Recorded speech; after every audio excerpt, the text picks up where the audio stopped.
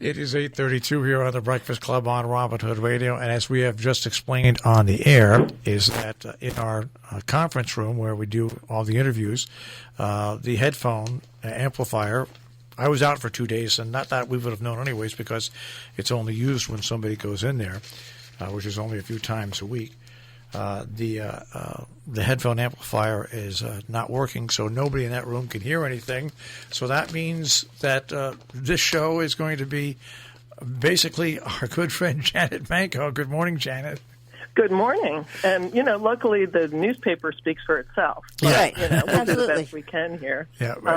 So my only question is, can't Cynthia or Alexander call in like I do, or do you only have one line for that? It's hard for them to do it because they'd have to use their cell phone, and we can't use an inter-house phone line because there'd be a second delay, even though it's in the house. But the phone call leaving, going to it would have been a mess. It would have been. Oh, it'd be like it was an international correspondent. Yeah, you each would have had to wait like 3 seconds to respond. Right, we won't. So it would have been a traffic jam. So, I said, luckily, as I say, the paper speaks for itself. There's plenty in here to talk about, and they will know more about it and be more interesting about it. But we'll make your listeners want to run out and buy the paper, right? That's exactly right. So plenty of the exercise. There's plenty of stories to talk about, especially on one. Especially, we'll start off with Region 1, a couple of big stories to talk about. First of all, Pam Vogel announced her retirement at a very hectic meeting of the ABC committee, which was very unexpected by all, I think, that retirement. And she's going to be retiring at the end of the year. Right, and so Patrick Sullivan has a story about this, and it's quite understandable when you read about the reason she's doing it, including her mother has health issues she wants to go and help take care of, etc. So, she even took a moment to refer to Assistant Superintendent Lisa Carter as a wonderful candidate for the position, and we'll see if Assistant Superintendent Carter is interested in that. I think it's funny. When I heard this announcement, I thought to myself, what they should do and take their time, and this is just my opinion, is at the end of the year, right now, name Lisa Carter the interim superintendent. Give her 1 year, let her, and during that year, you can do some candidate searches and see what's out there, but possibly give Lisa Carter, the first shot at the job. It seems so likely that's what will happen because it is short timing to find someone to come in new. Because they don't start next September; they start this summer. They do, and it's just it's certainly no matter what happens, the assistant superintendent will take over many of the duties. And so that may as well be recognized. So let's hope it is. And what I'd like to do is Brian Bartram said that. Whatever search they do, they want it to be a little more open and possibly include some members once of the community again. So I think I would think that Lisa's going to get the job on an interim basis, and then I think she would be the leading candidate going in when they do a full candidate search that they could do next year to set up for the following year. So that's a story that will follow obviously over the course of the next month or so. Yes, it'll go on. And Lisa is so well qualified, and I'll say she was one of my daughter's favorite teachers when she was at UC. All right. Now, also Region 1 got out in front of a potential problem that you just don't know, but there was a letter issued on the coronavirus and exactly how they're looking at it, what they might possibly do, and they offered some options for parents and grandparents and students themselves of the region. Right. This was a very responsible step, and many school systems are doing this because, that is the place in every community where the most people come together every day. And, you just don't know when something is going to come into the group that you're not prepared for. So it came from Superintendent Pam Vogel, and she said that she and business manager Sam Herrick met with custodians and representatives from the Torrington Department of Health and figured out measures, and they're in containment mode, and it's very thorough. So do give this a read. Even if you think, well, we don't have to worry about that now, it's always better to be prepared and worry about it before you actually need to. So give this a read, and it has good information in there for the general public as well. And sticking with Region 1 and Housatonic, the travel club, which was going to go to Italy, that trip is now, they've changed the destination for it. And they're going to Scotland. That's what they're going to do with that trip. And obviously, if something happens in Scotland, they'll keep their eye on it. But for parents that are concerned about the students that were going to go on the trip to Italy, the destination has been changed for that trip. And when is that trip? I don't have it right in front of me. But, I think it's April. It's pretty soon. It's pretty soon, yeah. But they've changed the destination for it, so we'll see what happens there. Yeah, and they'll still learn a lot and have a great time. And let's hope that Scotland doesn't have the same issues that Italy and Iran and other countries are having right now. But time will tell. And we might as well, because most of this page is devoted to Housatonic and Region 1. The middle school sport effort now continues, and they're going to put this together, and they are going to allow Kent to participate on a limited basis if they want to, and if any other people from towns want to participate, they're going to allow that. So they're continuing now to set up that model, and it looks like that model will be in place hopefully for the beginning of next year. Right, which is actually a good next step, and Patrick Sullivan writes about it in depth. Give it a read, and keep an eye on it, and we'll see what happens with that. But certainly, they've come together for a cooperation that seems like it could work at least for the next year. Now, I knew that this was going to. When I saw the agenda for the Board of Education meeting, and that they were going to look at cutting certain programs to help budget-wise, and football was on that. And even though football has been in decline in participation from Region 1, I knew that would bring out a lot of people to the meeting, and a lot of people did show up at the meeting, and there was a lot of support for it. What's interesting about the football program, Janet, is that, of course, it was an extremely successful program for a small school, winning many titles 1 year, going to the state championship game against much larger schools. But, of course, the population decrease affected the program. That they tried a co-op program, but then they stopped it for 2 years completely. And when you stop a program for 2 years completely, nowadays it is extremely hard. Because not only Housatonic has a problem like that, but surrounding schools has the same problem with attendance and with the amount of students. It's really hard to start it back up again, and it's been struggling. But it looks like they'll look at the budget and see if they can continue on with it, because there are two other teams that join in. But I just knew that was going to be a hot button topic. That's like, remember, Janet, every year that they used to put German on the agenda to take away, and parents would show up and say, "Hey, listen, it's our tax dollars. We want to pay for this." Right. But football, there are other issues too. I mean, it was always fun. We would go to the Thanksgiving Day games and hear you doing the commentating, and it was great, the Berkshire Bowl. But there are other issues, the Pop Warner teams that feed these high school teams have to be in place and active, and there's controversy around having young students play the game now because of the fear of injury and not enough safety issues being taken. So all of that is part of that equation. And of course, Parati is a big supporter of that, mentioning about how many players went on to play in much bigger schools. So that's something that we'll follow. You know what's great about this, though, and it always amazes me. You want to see people turn up and talk about budget items, because normally these budget meetings are not attended by anybody. That's right, until it's too late or almost too late, where things have been discussed already and decided upon, and then people sort of hear about it and think, oh, wait a minute, maybe we did want that football team. Remember when, So, yeah, it is great that about 30 people came out and really discussed it.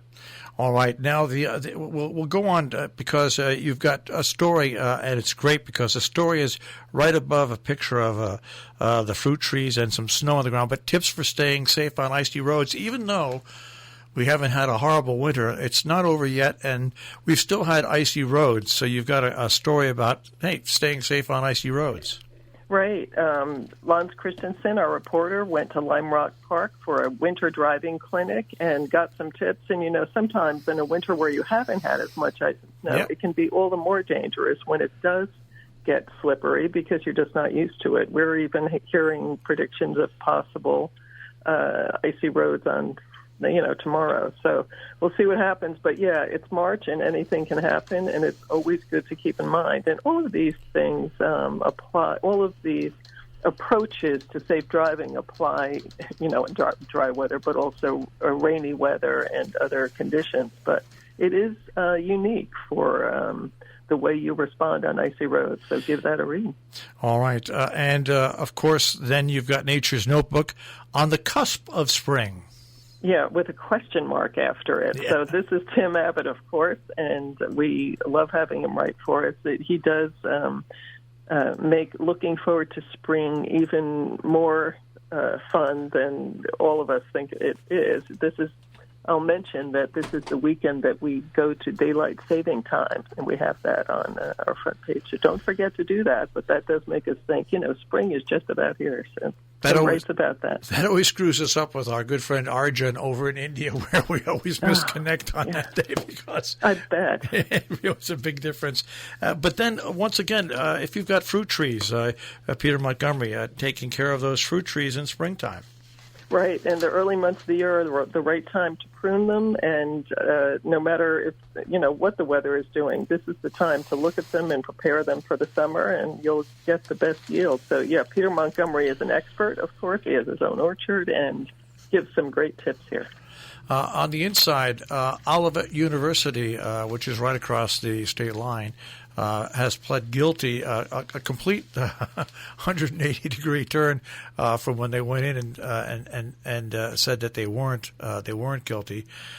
They've pled guilty, and they're going to pay a big fine. And they paid a fine also a little earlier on, if you remember, about a month and a half, 2 months ago. I think the final fine for the unauthorized work they allowed to happen at their campus when in Wingdale.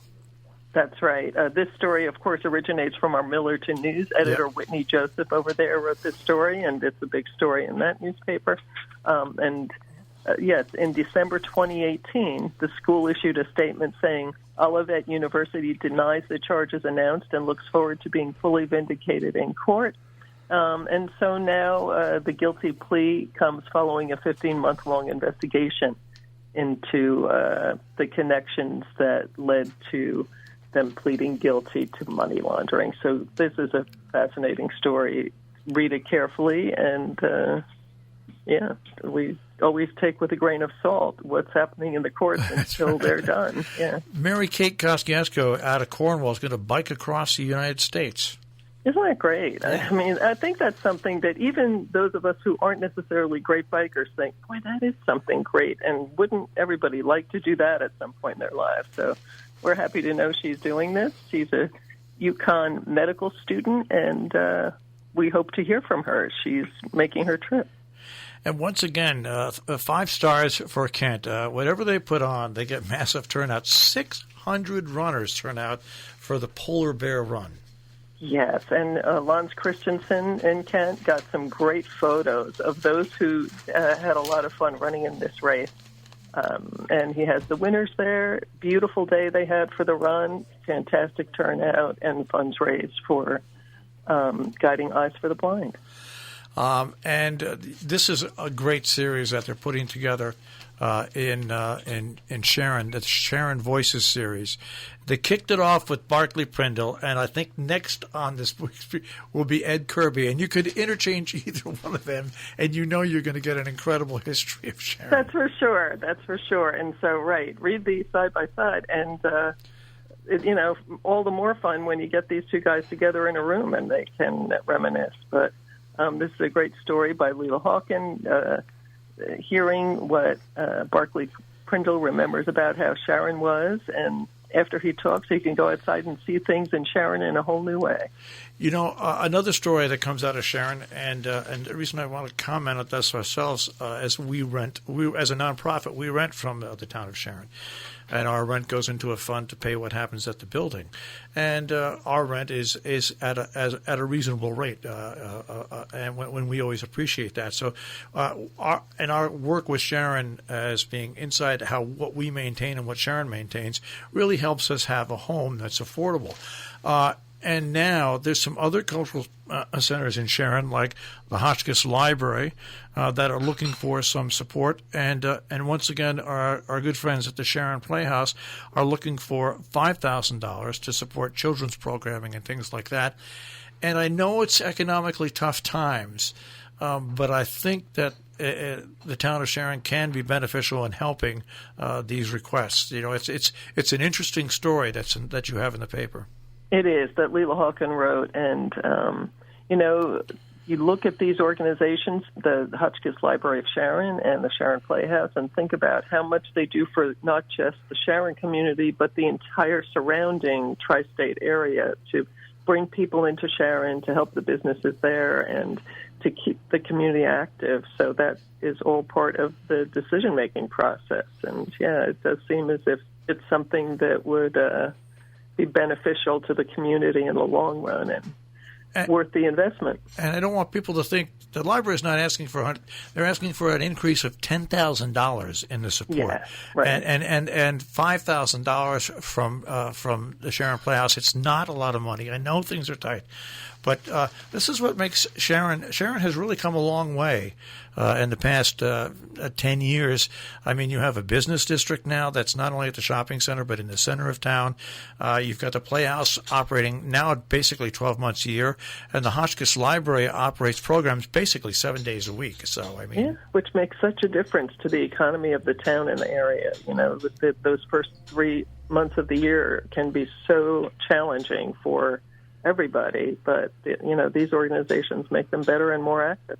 All right, teaching critical thinking through storytelling at a Falls Village. Isn't that great? This is Rita Delgado, the children's librarian at the Hunt Library, reading aloud classic books like Stone Soup. We have a great photo of her doing that, and we talk about the program and how Rita has made that program flourish and what she's doing right now for it. It's an inside scoop by Jenna Siller and really worth the read. I think a lot of people know Rita and know what she's done with kids over many years in the community, so it's fascinating and fun to read. And you have a story about the Hotchkiss student, Abraham Kita. We interviewed him. I am so impressed with this student, a young man who is now a man of the world, really. Oh, that's for sure. And when you read about a student, a young man fighting for children's rights globally, well, this is a fascinating person and certainly understands what he believes in and what should happen in the world. It's a great read, and he's a fascinating guy from Liberia. And Patrick Sullivan's story on tracking the CIA through the decades. Right. This was a program at the Scoville Library, and it was Locke Johnson who spoke about it. It's fascinating, isn't it, how we're hearing more and more about the CIA, whereas things used to be so secretive. Now, we're hearing more about how there might have been some beneficial effects from what the CIA did rather than some of the less beneficial ones we've heard about. So this was an interesting talk, and he talked about the Cold War and just what he generally sees as a story that hasn't been told. So give it a read. Patrick Sullivan wrote this one. You've got a story, of course, on the Troop 22 Pinewood Derby, and a great story about the documentary films that are giving voice to young people in our area. Right. Well, what's more fun than the Pinewood Derby? And Sam Foley went, and I'm sure he remembers when he was a kid and part of that Pinewood Derby. It's so great for the adults and the young people who do it. So, right, give it a read, see who won, and take a look at those cards and see if you can make your own that would go super fast. And we have the Inside Scoop by Deborah Alexinis on Catherine Tachi and Dominique Lesueur, who, have done so much with the Civic Life Project for high school students all over the state. And this is a great piece that's very thorough and talks about the range of what they do and what the teens are like who take part in this program. And it's just anybody who has gone to any of the end of the school year events where the students present what they've done, you're just blown away by the level of professionalism they come out of it with and what they want to express, what they want to talk about and show the world, about what is happening and how they see it. So great program, great interview with them. And turning back to pages like this 100 years ago, the Lime Rock Thimble Club holding a regular meeting just now. The members are sewing blocks to make a quilt, which they're going to sell. Now this sounds like a great project, doesn't it? Oh, yeah. Now, on the opinion pages and right opposite it, you've got an opinion about affordable housing, but also the picture of a new era for the Lakeville Journal's old home. That's right. This week is the week, that finally the building at 33 Bissell Street was taken down by Salisbury Bank. The bank bought it from the Lakeville Journal in 2017, and they had plans at that time, but I guess that it just took a while to pull everything together, and finally it's beginning, and they will do an office building on that same footprint. It's an exciting time. We say a new era because that's really good for the bank and for that neighborhood. We love being part of that neighborhood and having, David Mafucci and Visionary Computer as neighbors and the bank. And it'll just make for a great destination point for the community at large and for the people who work at the bank who are now, many of them working in, basement offices or not the ideal conditions in some of the bank buildings spread across the region. So this is great. All right. And, of course, your editorial on affordable housing. Right. We write about this periodically and thought this was a good time because so much of what has happened in Kent has made a difference for people looking for affordable housing there. And they've just had new units open up there, which Cynthia Hochslinder wrote about last week, and it's under the leadership of Virginia Bush Sutman and all the volunteers at Kent Affordable Housing, and congratulations to them for what they've been able to do there. And we talk a bit about the other pending projects in our towns, and things are still being discussed in Falls Village, even though the first iteration of a project fell through there. But anybody who knows anything about any new projects coming up, let us know. It's something that volunteers work on assiduously around here, and we just need more of it. All right, and very quickly, only have about a minute or so left, but of course Compass, which it's great to think about the arts this time of the year when you want to maybe, we don't have cabin fever as badly as we might have if the weather was worse, but it's still a great time to take a trip down to New York and go to the Met. And we have Alexander Wilburn interviewing Gary Steinkohl about his favorite pieces at the Metropolitan Museum of Art. And we have, so that is just great. It's a great way to spend a Sunday, read what he has to say and go down and do it. I have a book review on a book by our longtime columnist, Peter Riva, Kidnapped on Safari. It's part of a series that he's written about life in Africa, East Africa, and boy, give it a read and think about reading his work. He's just fascinating. And we have a piece by Alexander Wilburn on Justin Bosito, who will perform Song and Dance Men at Sharon Playhouse on Saturday, March 21st. Fantastic photo of him doing a jump, and what's more fun than watching dance? And I want to mention quickly, we have our dining section too, country dining. Don't miss those restaurants that are open.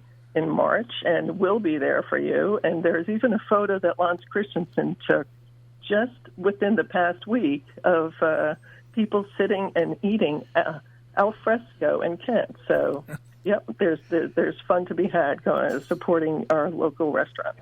All right, Janet, great job. We'll speak to you again next week with everybody else. Thanks a lot. All right, take care. Have a good week. All right. That is This Week in the Lakeville Journal, tricornernews.com on the web.